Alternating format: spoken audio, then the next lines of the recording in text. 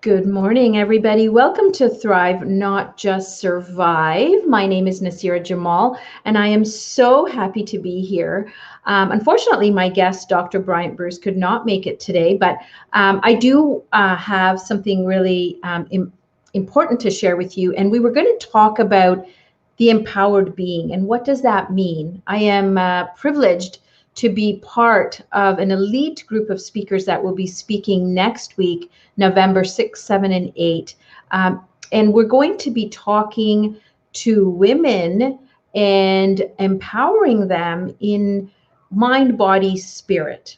We have speakers that are experienced and well versed in really helping women excel. And this is something that's really been my goal over the last, I would say, a couple of years, is to be able to speak in front of large groups and impart the knowledge that I have gained over my life experience. Now, all of us have our experiences that we can draw from, and it makes us who we are. And from that, really, our gifts are revealed. For each person, each soul that is on earth has a gift that needs to be discovered and shared with those around them. And so this is where the empowered being came in for me this morning. Was, let's talk about what is an empowered being. What does that mean? And I would love to hear from you guys. If you're watching this live or on replay, comment in the comments in this video, and let's get this chat going. In what is an empowered being? What is it? Does it mean for you? Does it mean that you are living your life purpose? Does it mean that you are serving your family, others, community, your work? You may be working for a company and you feel empowered because you're making a difference. Empowered means different things to different people. And I would love to hear what your definition for yourself is, because I think once you get a clarified meaning to what that empowered being is for you, then you can carve out that path of where is it that is calling you, or what is it that's calling you, and where do you need to be to serve that purpose of being your version of an empowered being. So for me, I mean, and these things change over time. Remember, it's not just one particular definition that you may have. It may actually alter as you live life experiences. And so for me, as some of you know, I started out as a single mom, on social assistance, not having money, and raising a child with medical challenges. So, it was a rough start, to say the least, but that doesn't mean that, my story is something that is so special. It just means that was my journey, and we all have our journeys and we all have our ups and downs. But what I really wanted to share with you is what really started out as a very low point in my life in terms of struggles and what happened, to finding my empowered state of being, of what makes me happy and what makes me serve. And I'm a realtor, and I love what I do. I am passionate about helping people get into real estate, whether it's investing, whether it's their first home, which is so exciting, whether it's, moving up buyers, moving down buyers. It depends on where you are in your journey. And home ownership is something that is really about creating relationships. And so as a realtor, that is one of my key goals when I meet a client, a buyer, or a seller, is to connect with them and figure out what their objective is, right? At the end of the day, my goal, my purpose for being a realtor is to help people get from point A to point B, and in the most efficient, effective, loving, kind way, so that the process is easy for them. So that's the journey of my journey anyways. And I wrote a book called Life Reset, based on life experiences and how I got out of the mess I was living. And really, the mess that was outside of me was a mess I created inside me, right? It was a mental game that I had to get a grip on. And that was a journey all by itself, is to figure out, why is it that I'm struggling? Why is it that I don't have the financial means to buy a car, buy a house, go on a vacation? This was when I was very young, raising a child on my own. And I do have to say, by the grace of God, I had my parents that I was with who helped me. And that was one of those things which allowed me to connect to my empowered state of being, because they showed me certain things that I needed to learn at that time. So what I want to encourage you guys, for those that are watching, and like I said, those on replay, sit with yourself and ask yourself, what does it mean to me to be an empowered being? What does that mean? What does it really amount to? And it doesn't have to be something, grandiose. I think for a lot of people, they think, oh my gosh, I have to do something so grand to be empowered. But really, it is about connecting to who you are and what you're called to do. And it could be serving young children. Maybe you're a teacher. Maybe it's you're a nurse and you're, working in an old age home where you're helping people at that point in their life, in their journey. Maybe you're a CEO of a company and you're still figuring out what is your real purpose. You see, there are different walks of life. That doesn't make us who we are. What we do is not who we are. We may be realtors and doctors and nurses, childcare workers.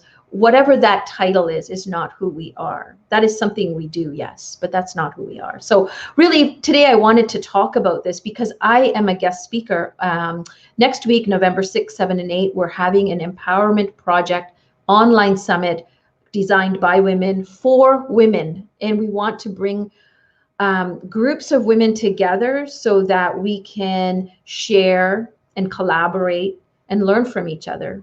And really, I've lived by this all my life. This is a saying that you've heard me say before, and I will say it again and again, is that we rise by lifting others. This is how we grow. And this ability to join the Empowerment Project for you means that you're going to lock hands with like-minded women who are out to serve, out to figure things out to help, and out to really lead lives that are empowered.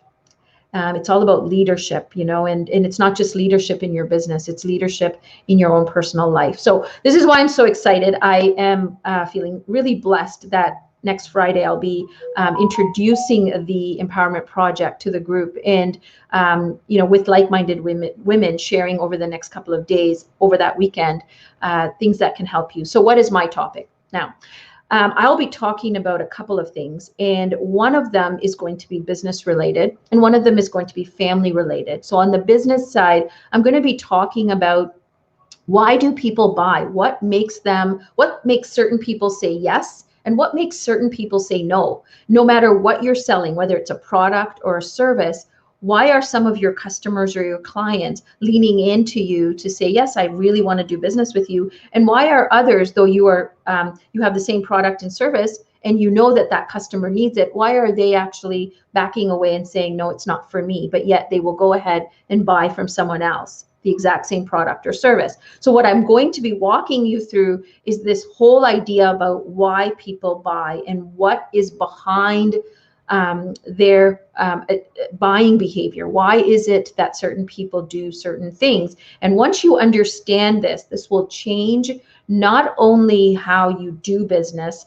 but how you look at your customer or your clients. And it's going to give you such an insight, and it's going to feel like, oh my gosh, this is such a no-brainer. Like, why didn't I do this before? So please join me next week at the Empowerment Project. I am going to put a link in the comments after this video so you can go in and register. There is a discount right now happening. So, grab yourself that discount because it's totally worth all of the information that all the different speakers are going to be speaking about. My second topic, and I'll be speaking about this as well, is on family and relationships. Right now, I think what we've been hearing and also seeing around us is a lot of people having communication breakdowns, marriage breakdowns. The children are at home and there's a lot of discourse because we're out of our normal scheduling, out of our normal routines, and people are getting on each other's nerves, and things are getting a little more difficult as we navigate this new COVID-19 lifestyle.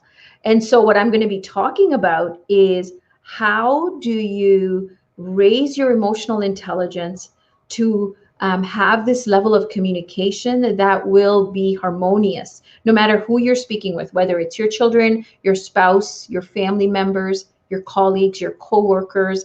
This is something that's really going to empower you, giving you the tools and techniques to be able to have better conversations, better relationships, and really have a harmonious life that is going to help you in your day-to-day navigation of this, not just COVID-19, but it just in general, give you a really an empowered state of being where you're able to navigate it in a way that is aligned for you, that you feel that is something that brings you joy and happiness, and that you're able to give that to others. So I'm so excited that this is an opportunity that I've been manifesting over the last, like I said, about a year and a half, where I really wanted to be a speaker in a summit, and I kept putting that out there that I want to be or create an online summit, and all of a sudden I get invited to be a speaker at one of them. So this is the power of manifestation. This is the power of our thoughts, you know, and I would love this discussion. If you guys want to learn about how do you manifest, how do you get into that mindset, how do you create that vibration to attract the things that you want in your life, I encourage you to reach out to me. Let's have a chat. It's something that I'm passionate about and love to share. So with that being said, I want to wish you all a wonderful weekend. Happy Friday, and remember to be kind to yourself and others. I'll see you again next week.